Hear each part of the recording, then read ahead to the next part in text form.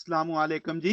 Radiation and matter interaction medical physics का चल रहा है। हमारे पास टॉपिक है interaction of neutron with matter. तो आज का टॉपिक हम देखने वाले हैं कि इंटरेक्शन ऑफ न्यूट्रॉन में क्या खास बात है, क्यों ये बाकियों से मुख्तलिफ है।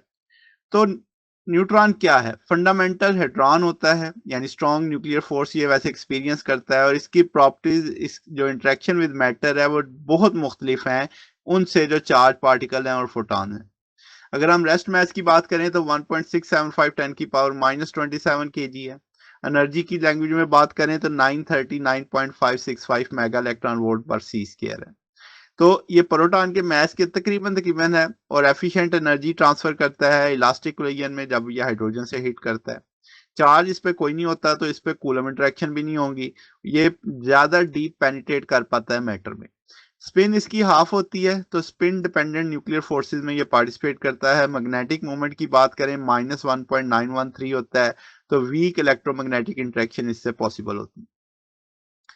फ्री न्यूट्रॉन हाफ लाइफ की बात करें तो 10.2 मिनट्स तक ये रह सकता है आउटसाइड द न्यूक्लियस। तो स्टेबल होता है with in the nuclear, relevant for the, हम कह सकते हैं, एक्टिवेशन प्रोडक्ट के लिए। क्वार्क कंपोजिशन की बात करें, एक अप टू डाउन होता है, तो इससे स्ट्रॉन्ग इंटरेक्शन की प्रॉपर्टीज पता चलाई जा सकती है।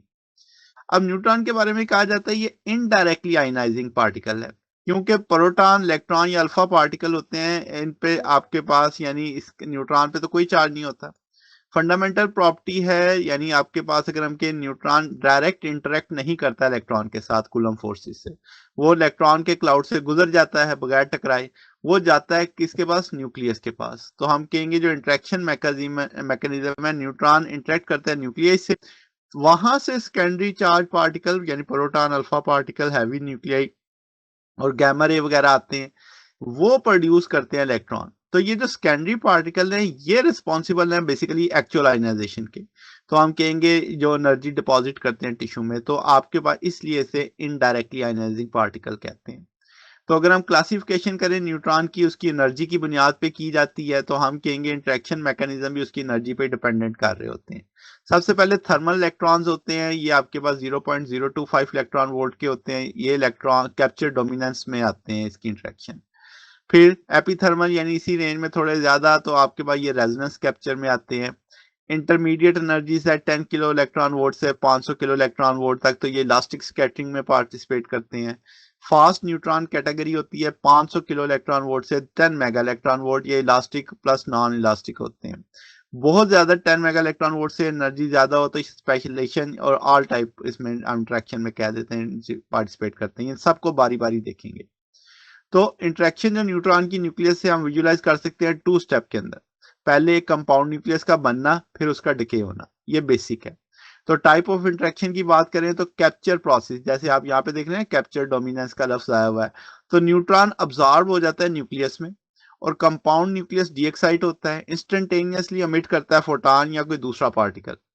तो फिजिकल सिग्निफिकेंस क्या है कि ज्यादा प्रोबेबल होता है थर्मल न्यूट्रॉन, यानी 0.025 इलेक्ट्रॉन वोल्ट, जो थर्मल इक्विलिब्रियम होता है मैटर के साथ, और इसका cross section for many capture reaction inversely proportional होता है न्यूट्रॉन की वेलोसिटी के। जितनी वेलोसिटी ज्यादा होती जाएगी उतना ये कम होता चला जाएगा। एग्जाम्पल देखें, हाइड्रोजन को हिट करता है, अगर कैप्चर अब्सॉर्ब होता है उसमें थर्मल न्यूट्रॉन, तो एमिट करेगा high energy gamma 2.2 mega electron volt की। ये प्रोसेस मेजर सोर्स होता है गैमा डोज का बॉडी के अंदर from scattered and thermalised neutron, large tissue volume के अंदर जहां पे गैमा रे को अब्सॉर्ब करवाना होता है। फिर इसी तरह अगर नाइट्रोजन अब्सॉर्ब करता है थर्मल न्यूट्रॉन, तो वो 0.6 मेगा इलेक्ट्रॉन वोल्ट के साथ प्रोटॉन एमिट करता है। अब नाइट्रोजन लो अबंडेंस में होता है, यानी 3% होता है बाई वेट इन टिश्यू, तो आप कहेंगे ये रिएक्शन सिग्निफिकेंट हो जाता है, बिकॉज जो प्रोटॉन है, चार्ज पार्टिकल है, वो अपनी एनर्जी लोकली डिपॉजिट करता है और कंट्रीब्यूट करता है अब्सॉर्ब डोज में थर्मल न्यूट्रॉन की वजह से। तो मेडिकल फिजिक्स में इस तरह इससे मदद ली जाती है।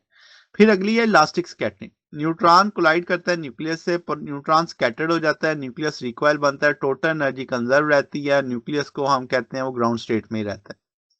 अब जो न्यूट्रॉन इंटरेक्ट कर रहा है न्यूक्लियस से वाया स्ट्रॉन्ग फोर्स, तो ये फॉर्म करता है शॉर्ट लिव्ड कंपाउंड न्यूक्लियस जो डिके बैक करता है अपनी ओरिजिनल स्टेट में, साथ में न्यूट्रॉन एमिट करता है। तो हम कहेंगे डोमिनेंट इंटरेक्शन मैकेनिज्म है फास्ट न्यूट्रॉन के लिए, यानी 100 किलो इलेक्ट्रॉन वोल्ट से मेगा इलेक्ट्रॉन वोल्ट तक, और खास तौर पे लो जी मटीरियल। एनर्जी ट्रांसफर जो होती है उसका फार्मूला होता है जो 4m न्यूक्लियस, न्यूट्रॉन का मास, न्यूक्लियस का मास प्लस न्यूट्रॉन का mass whole square cos square theta. अब जो इसमें फिजिकल सिग्निफिकेंस है कि हम कहेंगे कि ट्रांसफर ऑफ एनर्जी मैक्सिमम होता है जब न्यूक्लियस का मास स्मॉलेस्ट होता है, 100% एनर्जी ट्रांसफर पॉसिबल है उस केस में। तो इसीलिए जो हाइड्रोजन है जिसका प्रोटॉन मास न्यूट्रॉन के मास से ज्यादा इफेक्टिव टारगेट होता है स्लो डाउन करने के लिए न्यूट्रॉन को, क्योंकि 100% एनर्जी ट्रांसफर हो जाती है। हेड ऑन कोलिजन में थीटा 0 हो जाता है, तो ये रिकॉइल एंगल है न्यूक्लियस का लेबोरेटरी कोऑर्डिनेट सिस्टम में, तो हम कहेंगे प्रोटॉन ट्रांसफर कर सकता है तमाम एनर्जी किसको, न्यूट्रॉन को। तो आइसोट्रोपिक स्कैटरिंग के अंदर जो सेंटर ऑफ मास है, एवरेज फ्रैक्शन ऑफ एनर्जी जो ट्रांसफर होगी, ये En दूसरी तरफ ले जाएंगे, 4m न्यूक्लियस को कॉस के मैक्सिमम ले लेते हैं वहां पे। तो आप देख सकते हैं हाइड्रोजन में 100% है, ड्यूट्रियम में ऑलमोस्ट 89% है, कार्बन में 8.4 है, ऑक्सीजन में 22.2 है और आयरन में 6.9 है। तो आप देखते हैं एनर्जी ट्रांसफर डिक्रीज होता जा रहा है जैसे जैसे न्यूक्लियाई भारी होता जा रहा है, तो लो जी के अंदर ये ज्यादा एक्टिव है। इन इलास्टिक स्कैटरिंग में जो मोमेंटरीली न्यूट्रॉन कैप्चर हो जाता है, कंपाउंड न्यूक्लियस बनता है, रीअमिट होता है, मगर उसकी एनर्जी कम होती है। जब वो न्यूक्लियस को लीव करता है, न्यूक्लियस एक्साइटेड स्टेट में है, इलास्टिक में वो ग्राउंड स्टेट में ही था, अब इन इलास्टिक में वो एक्साइटेड स्टेट में है, तो न्यूक्लियस सब्सिक्वेंटली डी एक्साइट होता है, अमिट करता है एक या एक से ज्यादा गैमा। तो ये भी 2 स्टेज प्रोसेस है जिसमें कंपाउंड न्यूक्लियस की फॉर्मेशन और गैमा की डी एक्साइटेशन है। तो हम कह सकते हैं थ्रेशोल्ड प्रोसेस है, रिक्वायर करता है न्यूट्रॉन को इतनी एनर्जी हो कि जो न्यूक्लियस को उसकी एक्साइटेड स्टेट में ले जाए। कार्बन, नाइट्रोजन, ऑक्सीजन, इनकी थ्रेशोल्ड 4 से 12 मेगा इलेक्ट्रॉन वोल्ट की है। तो क्रॉस सेक्शन बढ़ता है शार्पली अबव द थ्रेशोल्ड।